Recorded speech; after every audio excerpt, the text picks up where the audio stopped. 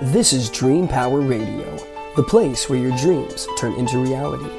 Here is your host, Debbie Spector-Weissman.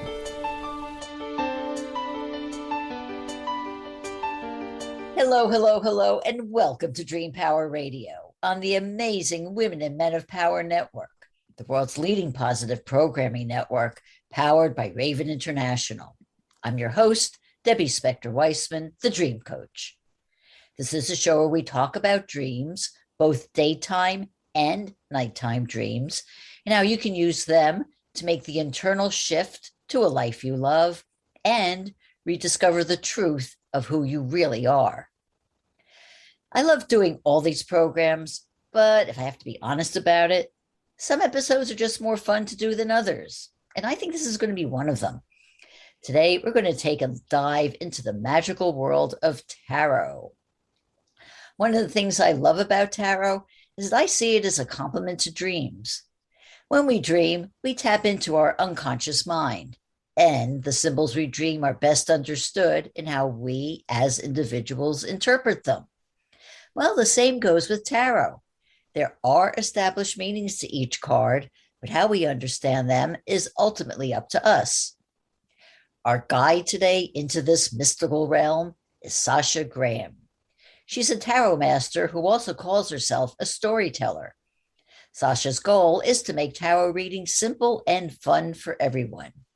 She's taught tarot all over the world and has written tons of books and tarot decks, including her latest, The Magic of Tarot. Let's not waste any more time and welcome Sasha Graham back to Dream Power Radio. Hello. So, Sasha, is a new book out now? Yes, it just was released just a couple of days ago, and I'm so excited. It sold out on Amazon immediately. So yeah, it's thrilling. It's wonderful to have a tarot book come out in October. It's perfect timing. Oh, yeah. So why did you call it The Magic of Tarot? Because the book, while it's a great beginner book on how to use tarot, I also dive into how to use tarot for magical spells, literally. And a lot of people kind of put tarot and magic in two separate camps.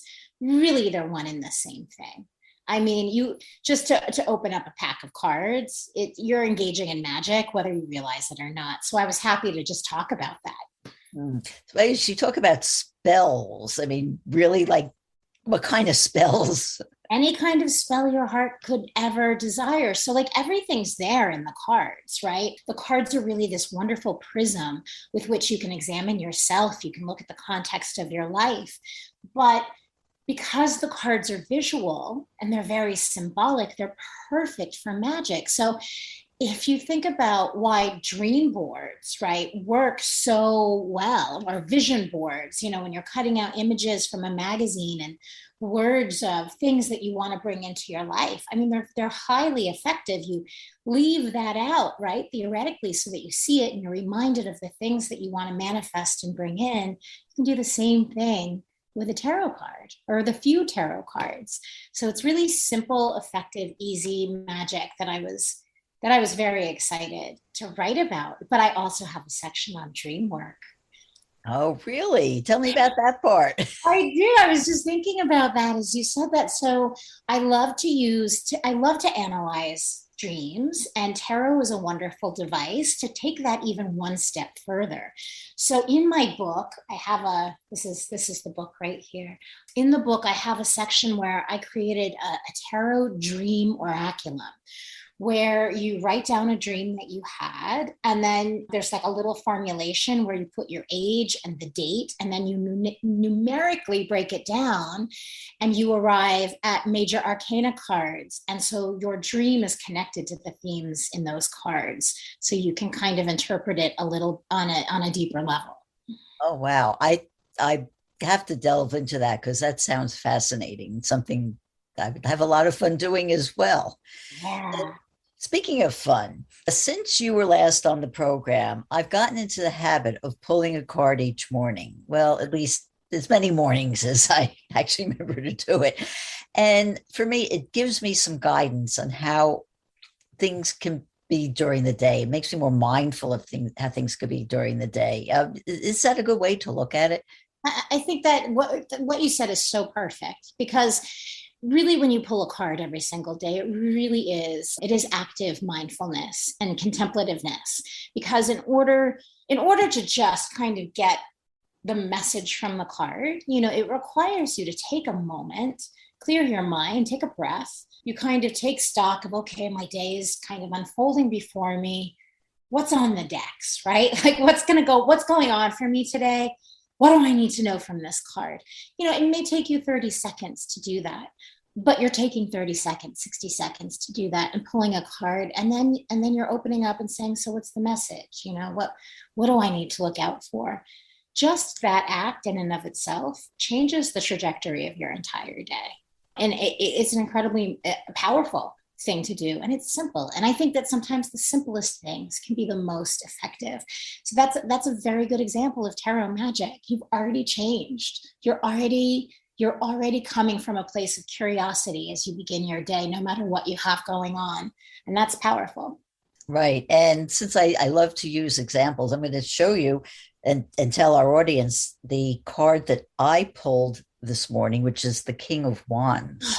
Oh. And for me, and again, it's just my interpretation of it, was that I said, this is a wonderful omen for me because I'm talking to you today. I want to be prepared and I want to sound like I know what I'm talking about. That sort of taps into my masculine side or the king side of me. And with the sword, I have my weapon, my knowledge, my brain, and I have it ready for the attack. Yes. And even that energy of fire that the King of Wands represents. And look at you, you're sitting there and you've got these gorgeous red tones and this like beautiful, fiery, passionate quality going on in you. So, I love that. That's such a great way. That's such a great interpretation. Oh, good. Well, like you said, it's what it means to me is really what's important, right? Yeah. Somebody else could have that King of Wands card and come up with something else. I mean, a million different things. It's an ironic thing because I teach classes and I write tarot books, but I always the first thing I tell these students is throw your books out the window, because really tarot and it is about what you see in the card.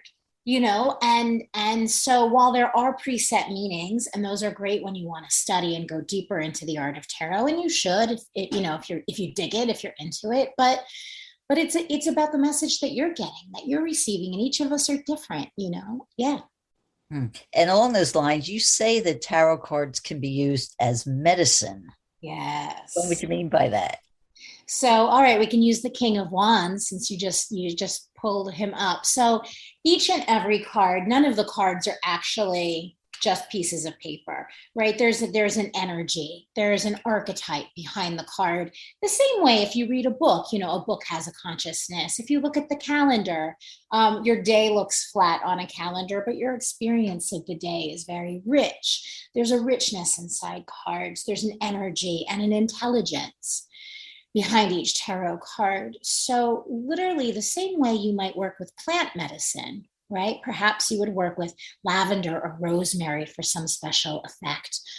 You can do the same thing with tarot. So for the King of Wands, say you had something coming up where you wanted to be very magnetic, passionate, kind of assured, expressive, expansive, you could literally kind of take a soft gaze, jump inside of that card, commune with the energy, and kind of put him on or put his energy on or infuse yourself with that energy and take it with you through the day and to apply it to any place that you would want to have those qualities. So you can literally kind of jump inside of a card, commune with the card, and kind of imbue yourself with those qualities and take them with you throughout your day. And it's a really powerful thing that you can do. Well, let's go to something that you're also very passionate about, which is talking about the shadow side. Tarot. So that's holding it upside down or holding it coming upside down. What would the shadow side of this card be? So the way that I prescribe working with the shadow is it takes a bit of guts, because I think that we who read tarot, we use it to see the things that we're not conscious of, right? We're tarot readers, or we pull the cards to see the things that we're not aware of. So the shadow is something that either you're repressing about your own personality, or it literally is something that you're just not aware of. So a reversed King of Wands would, if you were going to use the reversal to indicate a shadow quality, then it would imply perhaps standing so much in your power and being so kind of assertive that you are blocking out the light of another person, right? Or you are kind of putting your light where it is not needed, where you're kind of being bullish to the point at which somebody else is suffering because of what you're doing. That would be a shadow side of the King of Wands. You also have an exercise that you have people do that can help them figure out what their most important shadow trait is. So can you walk us through that? Yeah. And again, this is one of those things that is it's simple and it's helpful. And it's something I continually do kind of throughout my year. I'm constantly checking in. So everything in life is a projection. And so in order to kind of figure out what you're unaware of, there's this thing called the 5 things exercise, where you literally make a list of 5 things that other people do that drive you insane, like that drive you crazy. So the 5 things that bother you most, it may be somebody you know, it may be a celebrity or something you see in your daily life, but make a list of like 3 to 5 things and then circle the thing that makes you craziest. What just makes you go, and whatever it is that you circled is actually a quality that you're exhibiting that you need to learn to integrate for yourself, because that's why it's catching your attention. That's why it's getting your goat. That's why it's making you crazy, because that's what's inside of you. Once again, it's not necessarily an easy thing to do, but when you really do it and you look at yourself honestly, and then you begin the work of integration, it slips away and that behavior doesn't bother you anymore. And then it's gone and you're kind of free. Yeah. That's the beauty of shadow work. It keeps you, shadow work keeps you honest, and we all justify everything that we do. And it improves your relationships with yourself and with other people, I think. Yeah, because I think the most important part of it is that it gives you greater self-awareness. And once you have that, yes, you can take it from there. Yeah. Because we're not all perfect people, and we're not all good all of the time. Not that we should be, but shadow work teaches you also not to be afraid of some of the not so nice parts about yourself. And then as a result, you're kind of better for it. Yeah. I love shadow work. That's why I created the Darkwood Tarot is meant specifically to dive into the shadow self. Yeah. Right. And you're right. October is the perfect time to talk about the shadows. We get into Halloween. Yes. I always say though, I feel like Halloween is just the beginning of spooky season. Most people say, oh, it's like the scary holiday, but I think it's just when the doors kind of blow wide open. And then as we progress toward the new year, every holiday gets creepier and ghostier. I think that Thanksgiving and Christmas and the holidays are so haunted and weighted and full of families and ancestors and drama and ghosts that by the time New Year rolls around, it's just so Halloween for me is just the beginning. Well, we have beginnings and then we have breaks. It's time for a short break now. We are speaking all about tarot with Sasha Graham, and we'll be right back. If you're not pleased with the trajectory of your life, the time to begin your own personal transformation is now, and your dreams can help pave the way. How? By tapping into your unvoiced confidence. What is unvoiced confidence, you say? It's the acceptance of your abilities and qualities. It's a state of mind coming from liking and even loving yourself, and feeling free to say or do anything you want without concern for the judgment of others. You were born confident, but may have had it chipped away little by little by the negative self-beliefs you've picked up over the years.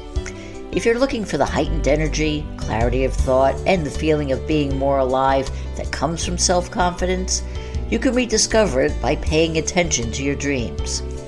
Need some help doing this? Go to my website, thedreamcoach.net, and sign up for my complimentary dream discovery session. I can help show you how your dreams can help you return to the confident person you were always meant to be. Again, go to thedreamcoach.net. thedreamcoach.net. Welcome back to Dream Power Radio with your host, Debbie Spector-Weissman. Yes, welcome back to Dream Power Radio. I'm your host, Debbie Spector-Weissman, and we're talking all about tarot with Sasha Graham. Sasha, a lot of people, when they think about tarot, they think about fortune telling and things like that, but you don't really use tarot to predict the future, do you? No, I don't. And let me first say there's nothing wrong with using it that way. And of course, that's the way I used it when I first started. I was like, ooh, let's see what's going on, what's going to happen for myself and for my friends. But using tarot, especially if you're reading for yourself, to predict the future is kind of in a way silly, in that we all have such autonomy in our life and power over our destiny. So it's such a stronger and more compelling thing to use the cards to kind of create the destiny that we desire, because you can really use them and sort of like take the temperature of what's going on in your life, and then kind of figure out, all right, where do I need to apply a little pressure? What do I need to let go of to have the future that I desire, have the qualities that I want in my life? Because if you're just using the cards to kind of tell you what's going to happen next week, well, then where's the fun of living your life? It's much more interesting to use them in a metaphysical way, to use them in a practical way, and to use them in a magical way. Use them to make new possibilities, to create new things in your life that you could never imagine. Right. And so I always wonder, like, what if, I had a reading and somebody told me, oh, this is when you're going to die. It's like, what do you do with that? I don't want to know that. I don't want to know some terrible thing that's going to happen. But I will say this, many, many years ago, my husband did a reading with somebody, and they told him, they said, oh, like they saw the cards and they were like, gasped, like, oh, it was horrible, the horrible, horrible things. And they pretty much said that, you're going to have a lot of financial troubles. And you know what? We did have financial troubles. And, I'm not saying that the cards caused that, but I'm wondering if in some unconscious way it magnified what was happening. So here we go back to two things. One, the power of suggestion, but two, like magic, right? And part of the reason that magic works is it works in a symbolic level. So it's sticking in your head. It's there and you're manifesting it. And the same thing happens with a card reader or any kind of a psychic reading that gives you either good or bad news about what's going to happen in the future. And that's something that as a reader, you have to be very careful how you phrase what you say. Because if the cards had indicated there was going to be financial issues, there could have been much more delicate ways to convey that information without telling you, oh, times are going to be tough. So that when it got tough, that you could revert back to that. Yeah, I don't think that that's helpful. And I think that's why it's really important when you get psychic readings of any sort to talk to the psychic ahead of time to find out what kind of information they give, what their vibe is. And I'm guilty of sitting down with people I knew I shouldn't be sitting down and having readings with. And sure enough, they would say things that got stuck in my head. It didn't come true, but it freaked me out a little bit. It brought me down. I was like looking for these bad things to happen. So why would you put yourself in that situation? So tell me, what would you do if you're doing a reading for somebody and you see things that on the surface seem negative? Oh, I would start to talk about, you mean negative? So if somebody sits down, you can pretty much, like any of us would sit down and kind of vibe off the energy of a person who is sitting across from us. So you immediately begin to pick up things before you even pull some cards.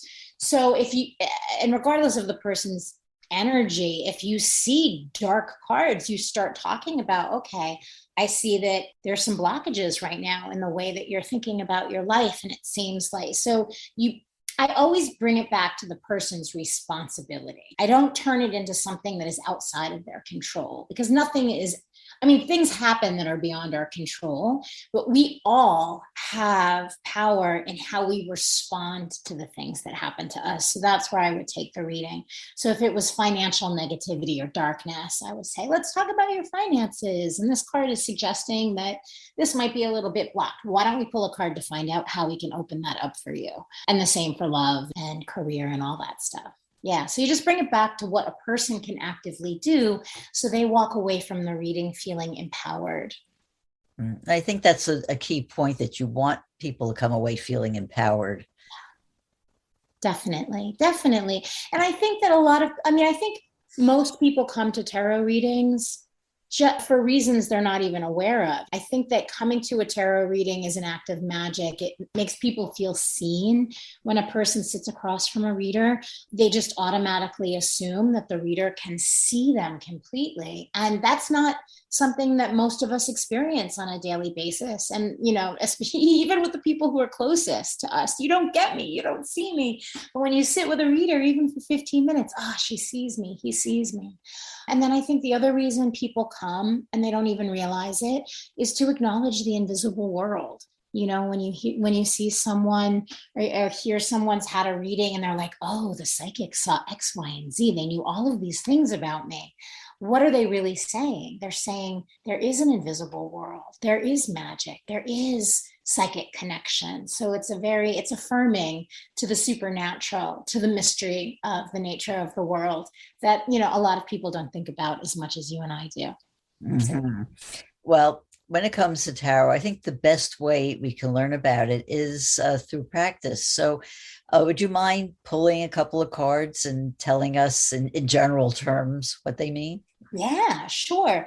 So I love the tarot practice. So I'm pulling from my dark wood. Oh, and so right here we have the 5 of Swords. And the 5 of Swords, all of the 5s in tarot are challenge cards. It's the halfway point between the ace, which is 1, and the 10, which is the finale. And so if you think about the halfway point of any book, or the middle movie of any movie trilogy, it's always the challenge. So that's why you see right there a woman sort of throwing daggers into another woman's back, because swords represent words, our mind, how we speak to other people, how we allow other people to treat us. That's actually a very tough card, but essential. Don't shy away from the scary cards in a tarot deck or the hard cards, right? Oh, here we have Justice. Justice is the work card. She's the karma card. She's about the work that you put into a situation or anything is kind of what you receive in return. So she keeps you on point. She'll keep you honest. We have another sword card, the 4 of Swords. Traditionally, 4s are about stability. And this is the stability of the mind. However, for my Darkwood Tarot, I wanted to make a nefarious 4 of Swords, because traditionally the figure on the 4 of Swords is sleeping peacefully. But I thought I'd bring in sort of like a scoundrel who is ready to abscond the maiden, but she's ready for him. She's just pretending to be asleep. Well, is that because you wanted it to be challenging and dealing with the shadow side? Yeah, that's exactly why. That's precisely why. And that's why we made the deck that to be very sensual and kind of fairy tale gothic, because if I was inviting people to come in and work with these dark parts of themselves, I wanted them to be kind of seduced in. I wanted it to be kind of a familiar fairy tale place where it's, in a fairy tale, it's okay. It's okay to confront your fears. It's okay to confront your dark stuff. It's going to end up okay. So that's why I chose the fairy tale theme for this. And this is the Empress card, which is creativity and nurturing and sensuality. Mm-hmm. Mm-hmm.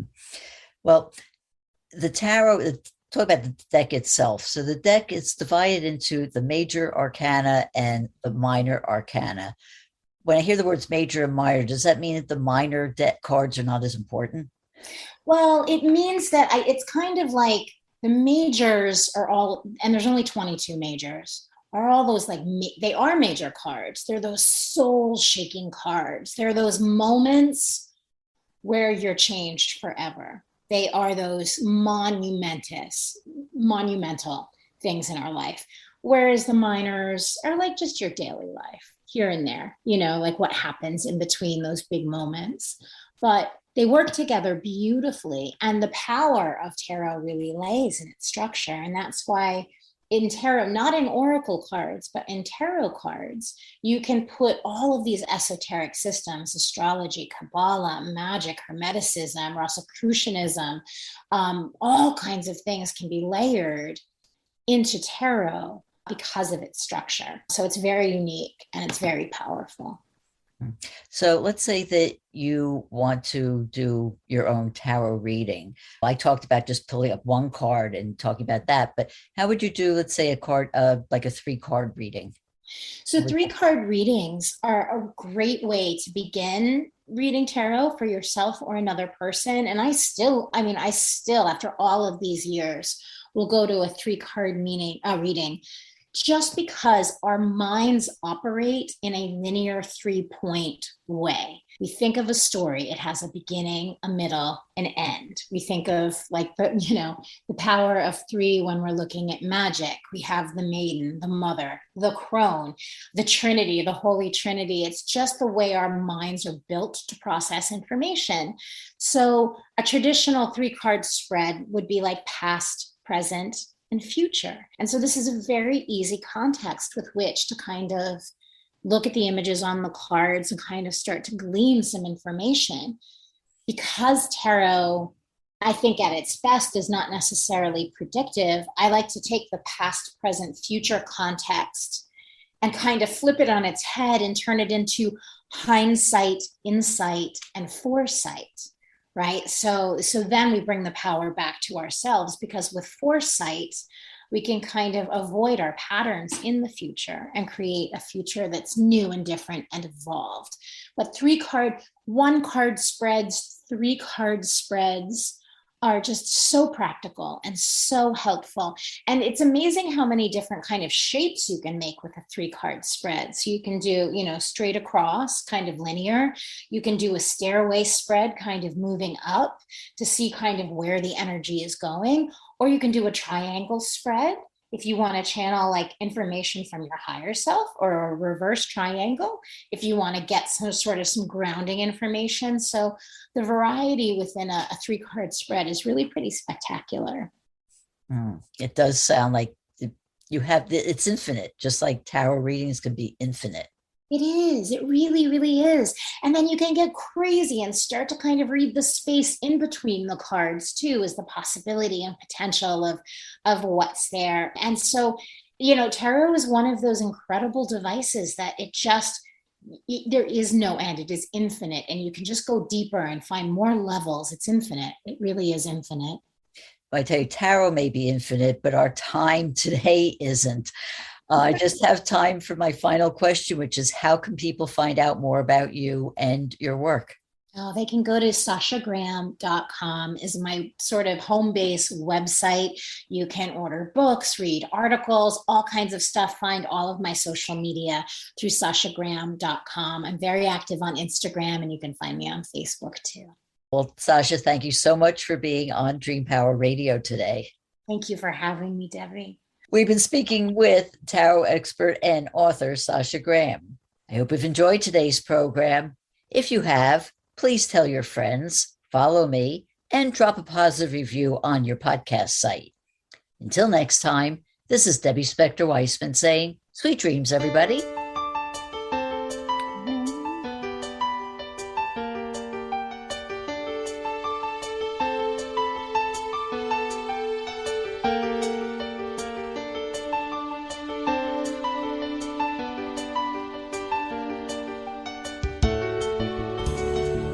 You've been listening to Dream Power Radio with your host, Debbie Spector-Weissman. For more information on Debbie or to sign up for her newsletter, go to dreampowerradio.com.